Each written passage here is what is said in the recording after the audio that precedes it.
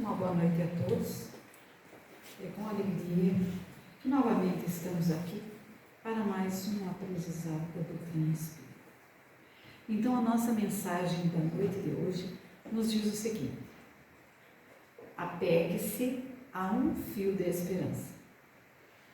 Ainda que seus argumentos mostrem nada valer, que tenha tentado sem conseguir, que tudo lhe pareça perdido, mantenha pelo menos um fio de esperança. Deus sempre tem meios de ajudar você. Espere. De repente, as coisas começam a mudar. Uma claridade surge, a semente que você plantou brota, o que você não esperava vem e a vitória acontece. Não abandone a esperança. O fio metálico conduz a eletricidade e a luz, e o fio de esperança conduz a solução e a alegria. Tenha fé. Que linda essa mensagem de hoje, né? Para que nós pensemos um pouco e não venhamos a ficar aborrecidos, tristes, né? Que a gente tenha esperança, que Deus sempre está no comando. E como a gente estava até comentando hoje, né? O mal não vence, quem vence é o bem. E o bem é de Deus. Então, o mal não foi feito por Ele. O mal é a nossa má interpretação do bem. Então, se a gente tiver dificuldade, vamos parar um pouquinho, ter paciência, né? Não abandonar a esperança, que tudo vai se ajustar, tudo vai se acertar. Então, tenhamos confiança, fé, coragem e enfrentamento de toda a nossa caminhada terrena. Que é para isso que a gente está aí, para o aprendizado. Que Deus nos abençoe, nos ampare e que a gente possa sempre fazer isso. Então, eu convido a todos agora para que levemos o nosso pensamento ao Pai, rogando a Ele a proteção, o amparo, pedindo pela Lia, que vai fazer o nosso Evangelho na noite de hoje, que a tua luz, Senhor, nos envolva ela, dê a boa intuição e a nós que possamos nos fortalecer com o aprendizado da noite. Que assim seja. Que assim seja.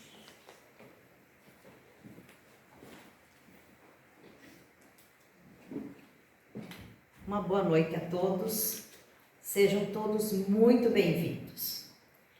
Então, na noite de hoje, nós vamos falar um pouco sobre a história do Natal.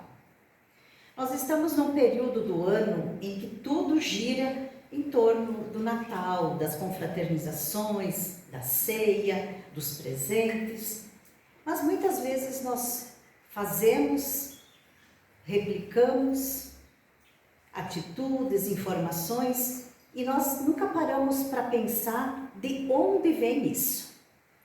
Então, nós vamos entender um pouquinho hoje numa trajetória de 3 pontos. A história do Natal, os símbolos do Natal e o que é o Natal para o Espiritismo. E para nós percorrermos esses caminhos, nós precisamos voltar um pouco no tempo. Porque muito antes do cristianismo, os povos, as culturas já comemoravam a data de 25 de dezembro. Era a festa do solstício. Nós aprendemos lá na escola o que é o solstício, né? Nós temos 2 solstícios, que é o de verão e o de inverno. No solstício de verão, que para nós aconteceu ontem, nós temos uma grande incidência de luz, um período prolongado de luz, o que torna o nosso dia mais longo e a nossa noite mais curta. Isso não estamos falando de horas, estamos falando de claridade, de luz solar. E no solstício de inverno, que para nós acontece em junho, é o contrário. Nós temos um dia com pouca luz e uma noite muito longa. Para o hemisfério norte, que é aonde as civilizações, as culturas começaram a acontecer e depois se espalharam, eles têm em dezembro o solstício de inverno. E era essa festa muito esperada, muito comemorada por diversos povos, culturas, que vai nascer essa tradição da festa. Então, nesse livro aqui, Círculo dos Dias, não é, obviamente, uma leitura espírita, mas o Kim Follett vai descrever um dos monumentos mais importantes que fala da história do solstício. Ele descreve uma festa que já acontecia 2.500 anos antes de Cristo, com a construção do Stonehenge em pedra. Porém, ele cita que antes das pedras, o Stonehenge era um monumento feito em madeira.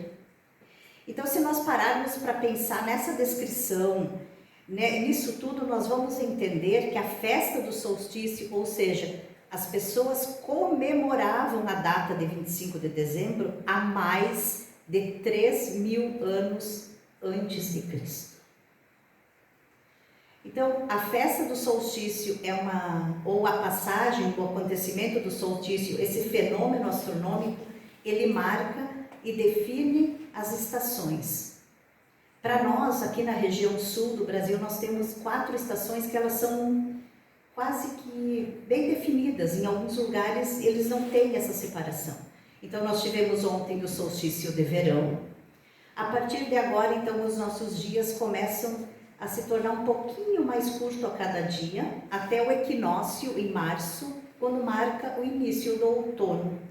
Depois nós teremos o solstício de inverno em junho e outro equinócio em setembro, com o início da primavera. Então isso é muito importante para definir a agricultura, para nosso bem viver, são fenômenos muito importantes. Então tudo vem dessa natureza. Ao longo dos milênios, então, diferentes culturas foram desenvolvendo esses festivais, esses costumes, semelhante àquilo que nós associamos hoje ao Natal. Eram banquetes, danças, rituais, enfeitar as árvores. Então, cada um desses povos foi agregando elementos conforme a sua cultura. 2 festas eram muito importantes nessa cultura antiga. Na Roma antiga, era a festa ao deus Saturno. E em toda a área da Europa, era a festa ao deus Sol. Com a transição para o cristianismo, então, que começa a se expandir pelo Império Romano, os líderes perceberam que essas celebrações pagãs estavam muito enraizadas na cultura do povo.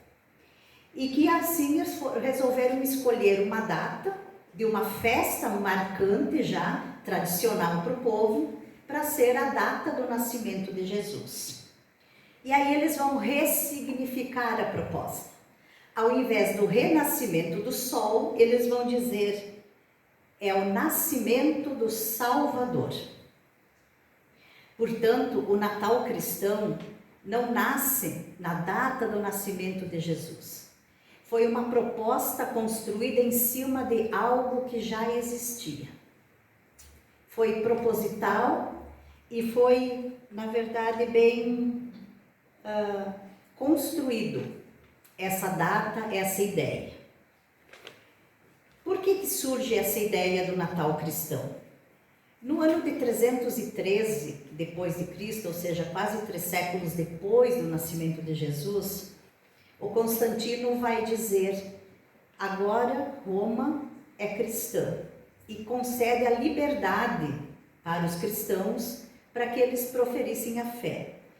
Vocês imaginam 3 séculos de perseguição, jogando as pessoas nas arenas para ser comidas pelos leões e nada abalou o cristianismo. E aí o Constantino resolve que ele vai conceder essa liberdade e se torna cristão.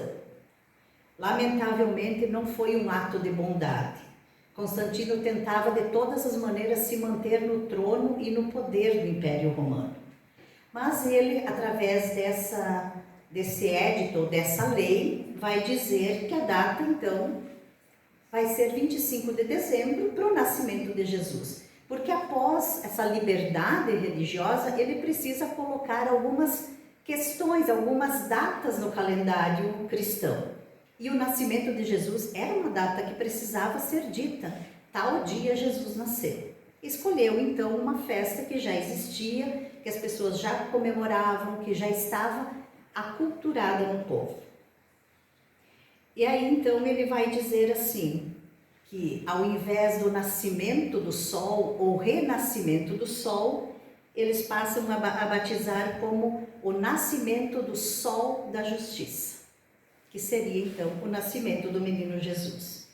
E aí por volta de 23 anos depois, 336, o Natal vai ser oficialmente reconhecido em Roma como data do nascimento de Jesus.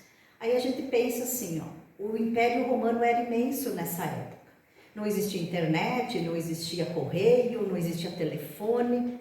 E em 23 anos, aproximadamente essa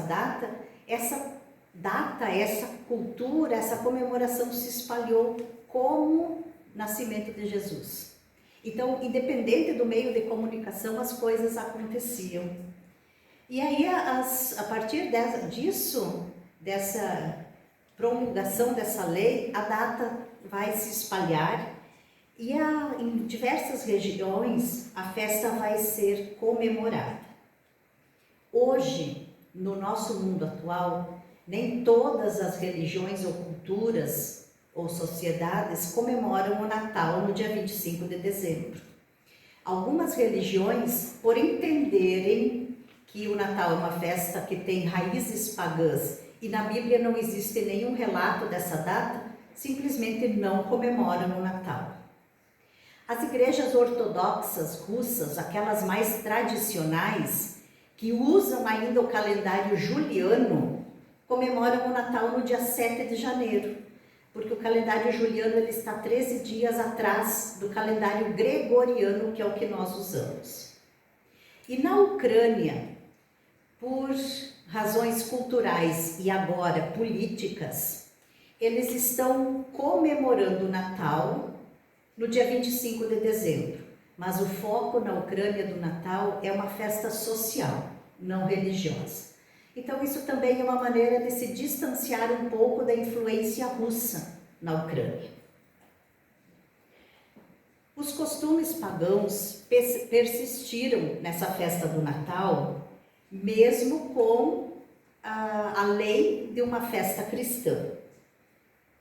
E a partir então dessa expansão da festa em todas as religiões, eles continuavam com os costumes de antigamente, ou seja, as tavernas ou os bares, como conhecemos hoje, continuavam lotados, as pessoas iam para os bares beber, comemorar, as pessoas se reuniam em fartas ceias, as casas eram decoradas e havia cantorias e festejos.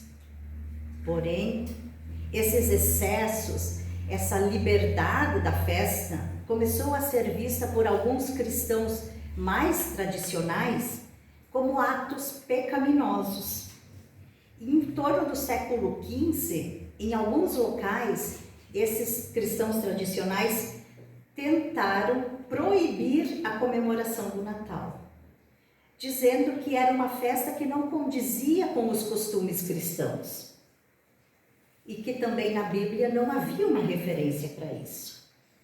No entanto, o encanto popular por essa festa do Natal já era tão grande, estava tão enraizado, que proibir só serviu para comemorar, para aumentar ainda mais o interesse e as comemorações. E claro, esses cristãos acabaram fracassando porque não houve quem atendesse ou quem cumprisse a tal proibição. Durante séculos, então, o Natal foi passando por profundas transformações, influenciado por essas tradições, pelas práticas e pelos elementos das culturas locais.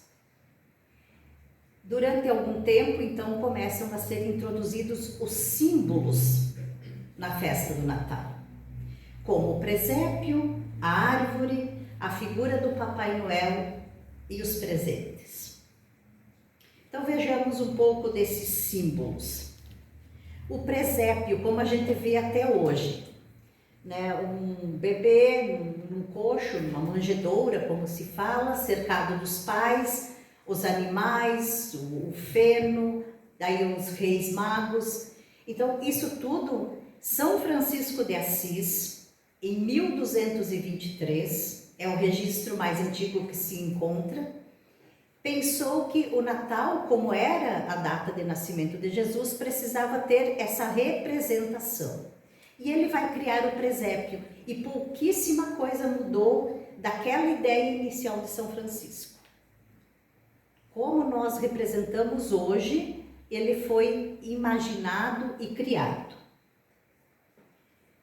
Nos dias de hoje, então, a globalização cultural e econômica tornou uma celebração, o Natal uma celebração mundial com praticamente todos os mesmos elementos.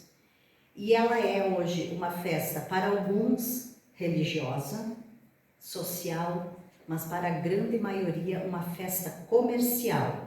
E um dos símbolos principais dessa festa comercial é a árvore de Natal. E como é que ela chegou no Natal? Como é que nós entendemos enfeitar uma árvore no Natal? Então, de novo, muito antes do cristianismo, os povos germânicos da região da Alemanha, os celtas daquela região da Irlanda, Escócia e Inglaterra, e ainda os escandinavos, mas na parte da Suécia e Noruega, eles já veneravam árvores sempre verdes. Ou seja, apesar daquele inverno muito rigoroso, existiam alguns tipos de árvores que não perdiam as folhas, que não secavam, e essas árvores elas simbolizavam a vida, a esperança, a renovação e até uma ligação entre a terra e o céu. E durante o solstício de inverno, era comum então decorar essas árvores. Lá fora, né, eles colocavam frutos, colocavam velas, colocavam símbolos solares para celebrar o retorno da luz. Com a expansão cristã, esses costumes começam a ser reinterpretados. E aí tem uma lenda que conta que São Bonifácio, que era um missionário na Alemanha, vai derrubar um carvalho que era dedicado ao deus Thor. E no local, quase que imediato que ele derruba essa árvore, vai nascer um pinheiro. E São Bonifácio aproveita para apresentar aquele pinheiro como símbolo do Cristo, da vida eterna e do amor divino, dando origem assim à associação do pinheiro com o Natal. E essa tradição do pinheiro vai ganhar força na Alemanha. E as árvores passam a ser montadas primeiro fora e depois dentro das casas.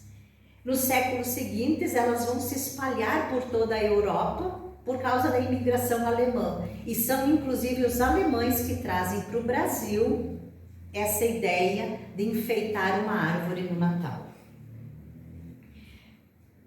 No século XX, então, a árvore se torna um símbolo universal, decorada com luzes, bolas, estrelas, anjos e presentes. Mesmo fora do contexto religioso, mantém os significados de vida, renovação, esperança, união e luz que vence a escuridão. Em torno dos 40 anos atrás, pessoas que têm minha idade, um pouco mais, enfim, vamos lembrar que para nós enfeitarmos o pinheirinho de Natal, a gente precisava ir lá no mato, buscar uma árvore.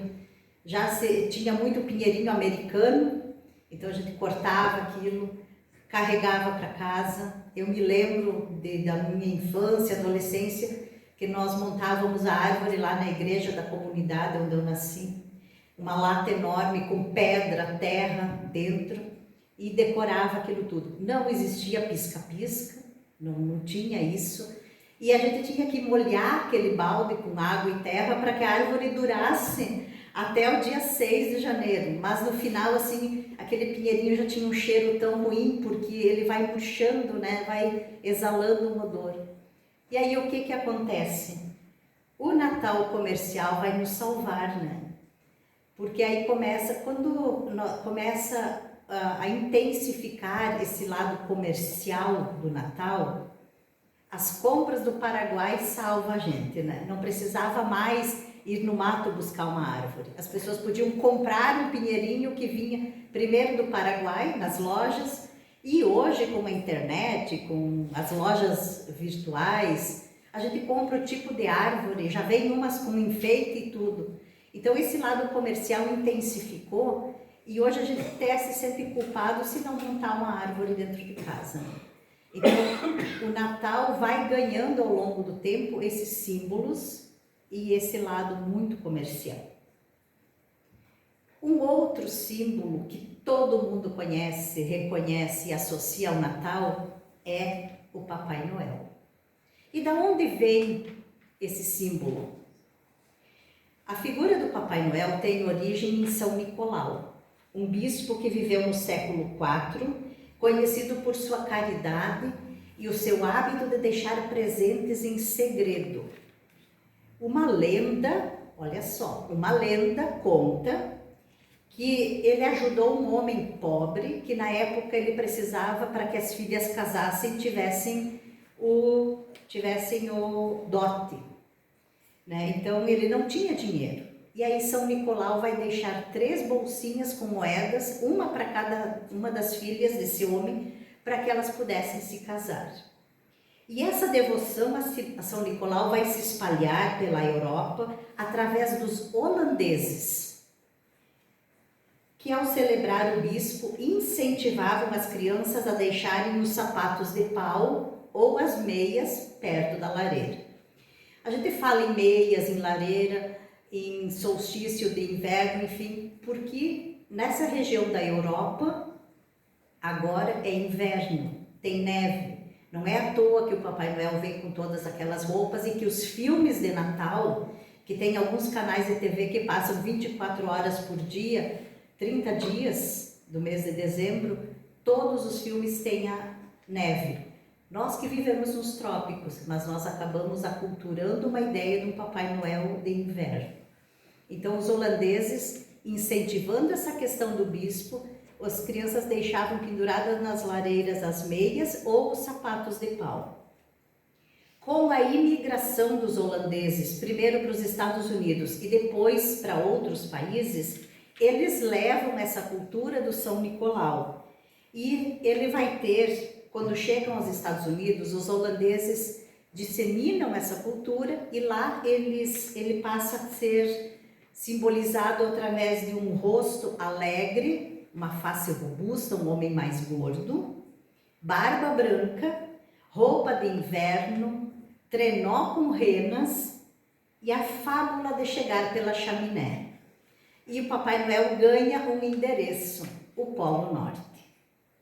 Então, essa versão moderna do Papai Noel, com essas roupas, com esse rosto sorridente, ele vai ser difundida pela cultura popular e reforçado pela Coca-Cola, consolidando o Papai Noel comercial que nós conhecemos hoje.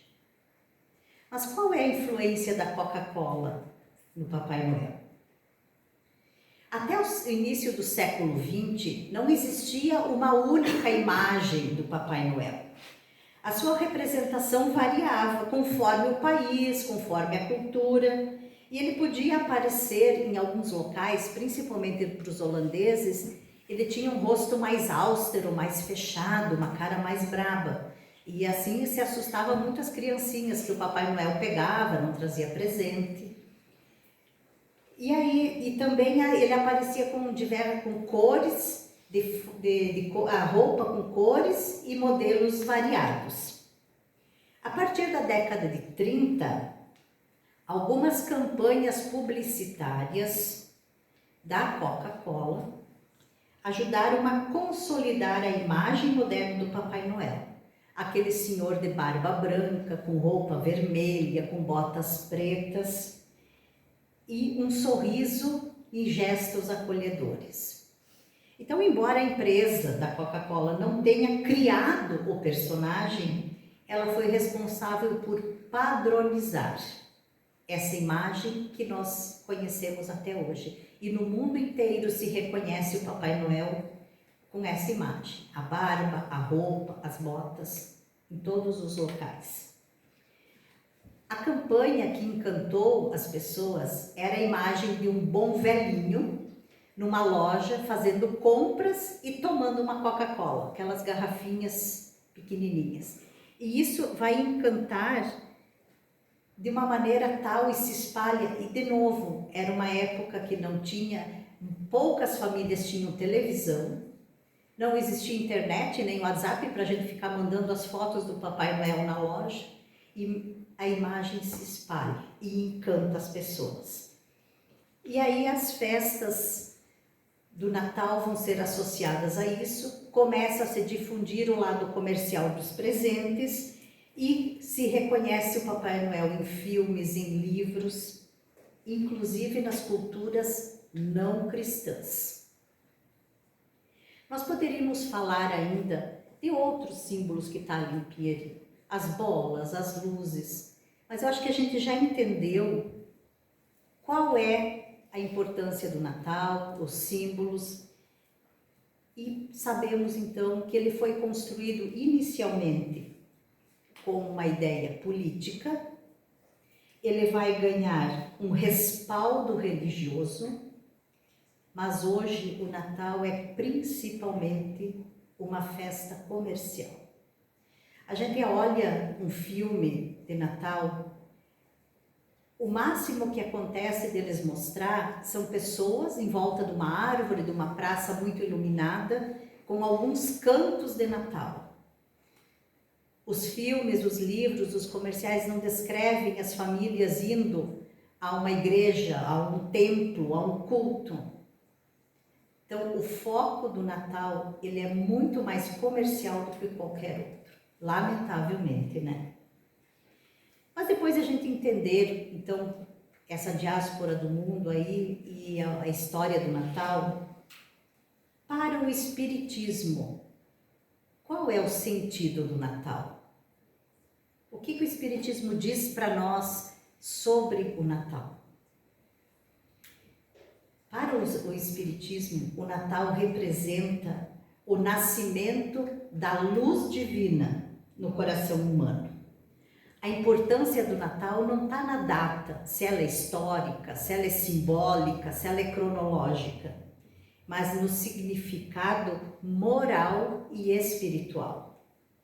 Emmanuel diz para nós, o Natal verdadeiro não é a comemoração da data do nascimento de Jesus em Belém, mas o renascimento de Cristo em cada coração, e ele deve acontecer todos os dias.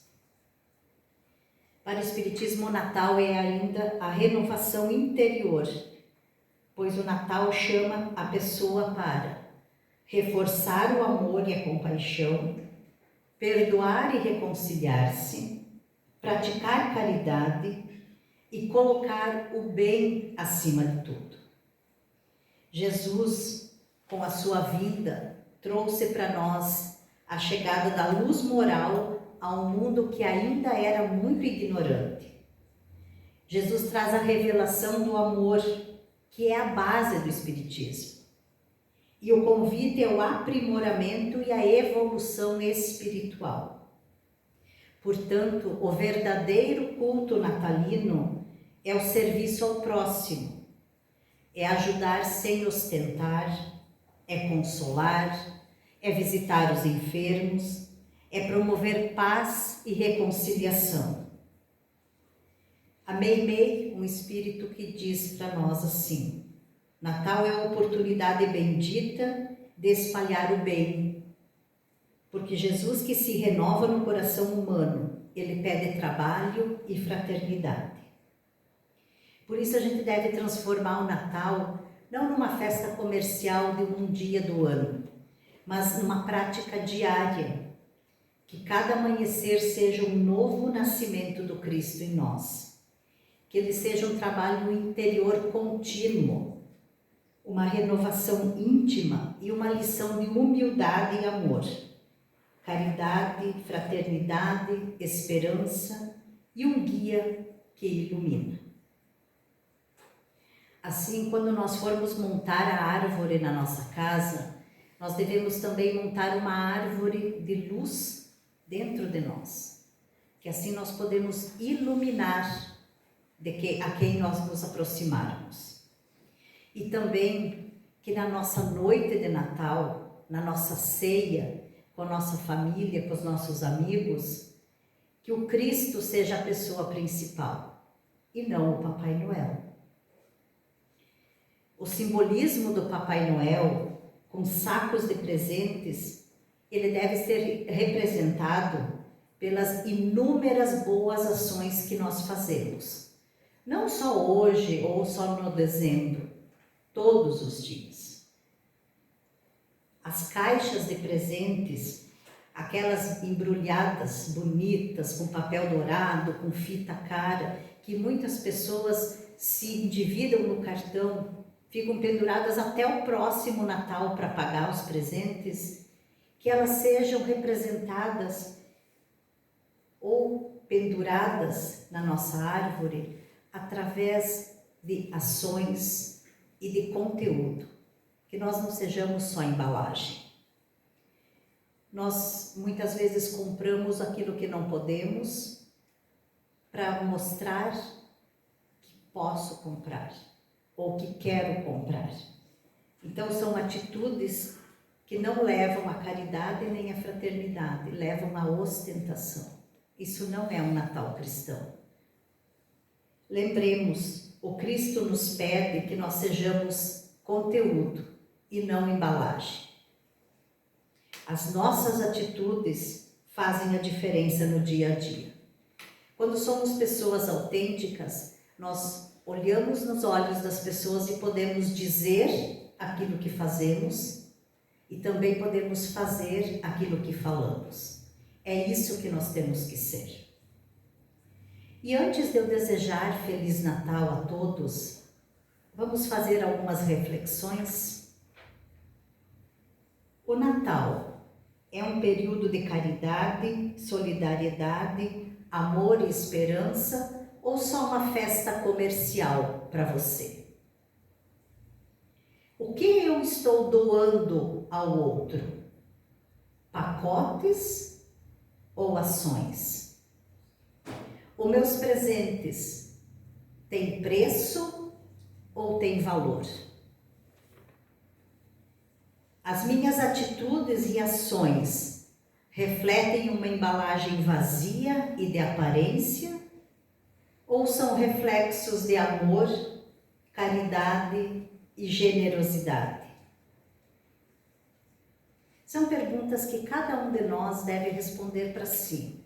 Não precisamos dizer nada para ninguém.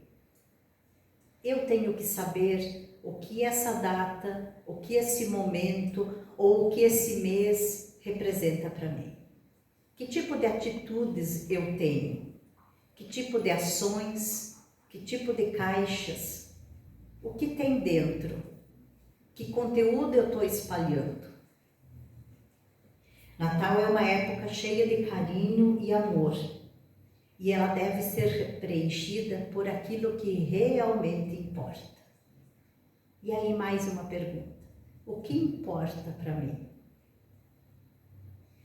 Saint-Exupéry escreve no livro O Pequeno Príncipe que o essencial é invisível aos olhos. Aquilo que realmente tem valor, só percebemos e sentimos com o coração. Então o nosso coração precisa estar aberto e estar disponível para amar, para ser generoso e para espalhar luz. Então depende da luz ou a falta dela, é o que eu vou espalhar. Quando nós acendemos uma vela no pinheirinho e agora as luzes, eu estou dizendo, aqui brilha a luz, aqui tem o amor divino? Ou será que eu só acendo pisca-pisca para ficar bonito? São tantas questões que nós podemos nos perguntar e nos questionar e responder, mas para nós mesmos. Então eu aproveito e agradeço e desejo a todos um feliz renascimento do Cristo no coração de cada um. E que Deus abençoe a todos nesse Natal. Muito obrigada.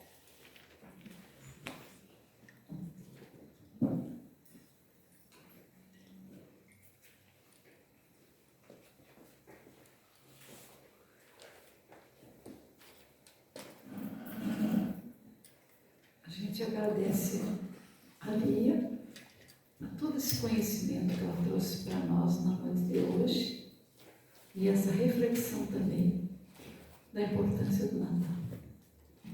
Que o Natal realmente seja todo dia, porque todo dia é uma oportunidade que nós vamos ter de fazer nascer em nós o melhor. E nós estamos aí para isso. A nossa caminhada terrena é para evoluir. Então, que cada dia a gente consiga fazer o Natal. Natal é nascimento. E que realmente brilhe a vossa luz. Cada um de nós é uma luzinha. Então, vamos aproveitar esse conhecimento do Cristo que trouxe para nós. Ele veio para nos salvar? Não, ele veio para nos ensinar o caminho da salvação. Nos deu a receita, nos deu a indicação por onde nós devemos ir. E nós ainda estamos tateando para chegar no caminho, né? Então vamos pedir a Deus que nos dê força, coragem, fé e que a gente possa fazer o Natal todo dia.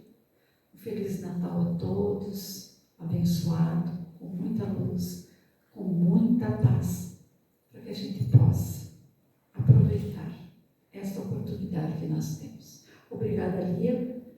Quem quiser assistir essa palestra na íntegra, né? É só ir no YouTube, porque o pessoal aqui grava e fica lá no YouTube. Qual é o título mesmo? A História do Natal. A História do Natal. Tá? É só ir lá da História do Natal, a gente vai lá assistir novamente, para a gente se inteirar bem de toda essa história, que é muito interessante, é muito simbolismo, e que a gente às vezes vai no automático e nem sabe o que está fazendo. Então que a gente saia do automático e saiba por que está fazendo. Que Deus nos ajude e nos abençoe a todas as famílias, a todos nós. Obrigada. Então, convido mais uma vez a todos que elevemos o nosso pensamento ao Pai, rogando a Ele que olhe por todos nós que aqui estamos e que possamos, Senhor, aproveitar desses momentos para a nossa caminhada. Que a Tua luz se espalhe por todos. Que assim seja. Que assim seja. Dia 25 nós vamos ter trabalho na casa, tá? Então é o dia do Natal, né? Mas nós temos trabalho na casa. O assunto vai ser convites da vida. Então a gente convida todos para que venham fazer uma reflexão junto conosco. E agora nós continuamos com os passos.